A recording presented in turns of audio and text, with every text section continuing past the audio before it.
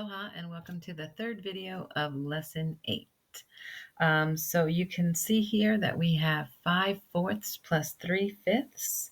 So you might notice something about 5/4. It is more than 1, right? So let's think about an estimate for our sum just to make sure that our answer is on target. If we're adding more than 1, then I think our estimate is going to be at least more than 1, right? And we're adding 3/5. That is a little bit more than half. So I think our answer is going to be between 1 and 2. All right. So just noticing 5/4. Now we take 5/4 and we draw an area model. We are going to need to have 2 squares, right? So on page 69, where you're drawing your area model for number 3, page 70, make sure that you have 2 squares. Sorry about my little mistake there. Let's see if I can erase. Oh, okay, just erase the whole thing. Okay, so why do I have 2 squares here? Because 5/4 is more than 1. And to show 5/4, I'm going to break them both into 4 parts.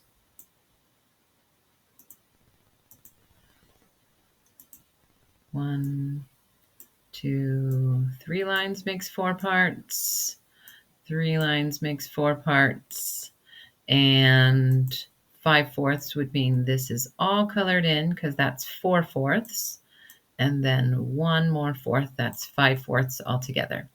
Okay, and then I want to make another rectangle to show 3/5 or square, whatever you want to call it.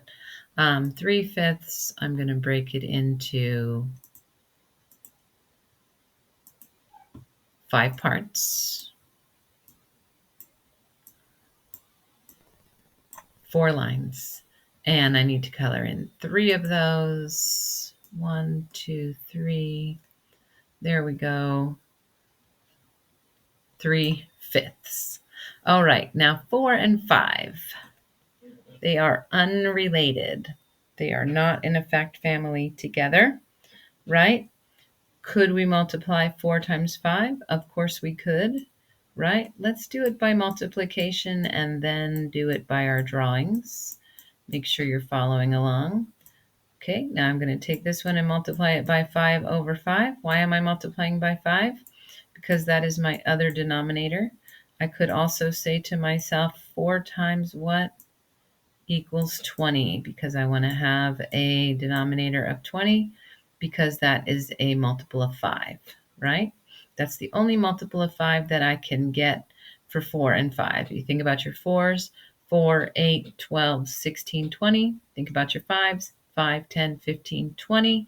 The first one I'm running into that is the same for both of them is 20. So now my 5/4 is 25/20. It's okay to leave it as a improper fraction for now until we do the addition, since we're adding something onto it, right? So then I have 3/5. I'm going to change that to 20ths by multiplying it by 4 over 4. 3 times 4 is 12, and 5 times 4 is 20. Okay, and let's show that. Remember, I broke it into 5 parts. So all I need to do is draw 4 lines horizontally to both, right? Okay, and there we can see 5 times 4 is 20 plus 5 more, 25/20, right? Now don't think that I need to say like 25/40 because I'm talking about the amount in one block. Okay, it's just that I have 5 extra and that's shown right here.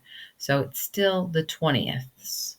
Okay, now I'm multiplying by 4. Let me grab a different color here. So I'm going to 1, 2, 3 lines makes 4 parts.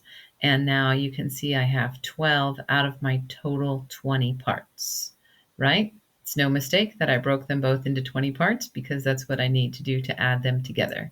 So I have 25/20 plus 12/20 25 plus 12 is 37/20. So now I'm going to want to change that to a mixed number from an improper fraction.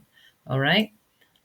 Probably the way to always make sure that it's correct is to do the division. Drop the top number inside the box, leave this other one outside, and 20 goes into 37 one time. 1 times 20 is 20, and 37 minus 20 is 17. So that would be 1. That's my whole number. That's my answer. 17 is what I have left over. That's my remainder. And I'm going to divide that into 20 parts. So 1 and 17/20 is what I'm going to be left with from my 37/20. Okay? Awesome job. If you have a question about that, please ask. All right, we have one more question to do, and that is also on page 70, and it is a word problem. So let's process our word problem. Blake buys 2 trays of brownies for a party. He cuts each tray into fifths. At the end of the party, 6/5 of a tray of brownie is left. Ooh, he's lucky. He gives 2/3 of a tray of the remaining brownies to his friends. What fraction of a tray of brownies does he keep for himself? Okay, well, let's draw it out.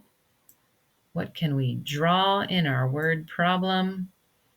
I know they're not exactly perfect, but close enough. There's our 2 trays of brownies. Okay, and he cuts them all into fifths. So let's cut them into fifths. Make sure you are following along and doing the same on page 70. I'll expect to see things underlined and things drawn when you come to show me your notes. So each one is broken into fifths. Oops, sorry. There we go. 4 lines makes 5 parts, right? Broken into fifths. And at the end of the party, 6/5 are left. So 6/5. So 1, 2, 3, 4, 5. There's 5/5, right? We have all of those brownies, and we have one more. Wow.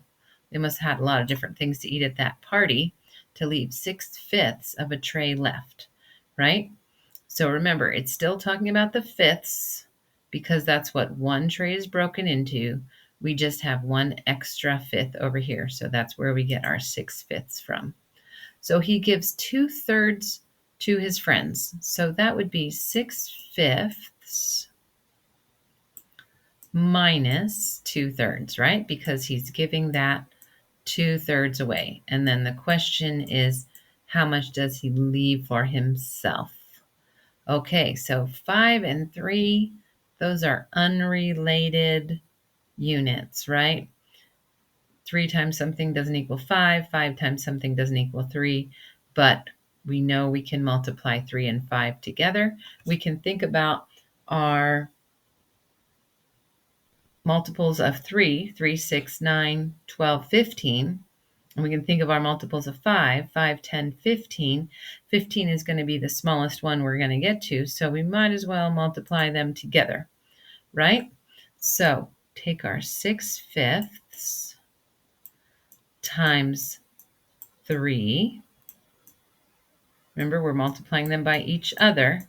That's going to give us 18/15, right? So we're going to cut it into 3 parts. Cut it into 3 parts. There's 18 pieces out of a total of 15 pieces. All right, now we're subtracting 2/3. 2/3 multiplied by the opposite, 5/5. And that makes 10/15. So I think we're ready to subtract. 18/15 minus 10/15. That leaves 8/15 left. All right, and we need to write a sentence.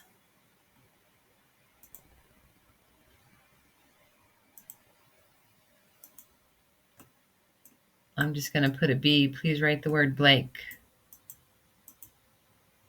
has 8/15 a pan left, or 8/15 of the brownies left. It's kind of 8/15 of the pan of brownies, right? Oh, right. Awesome job. Thanks for your kind attention. And that is all your videos for lesson 8. Aloha.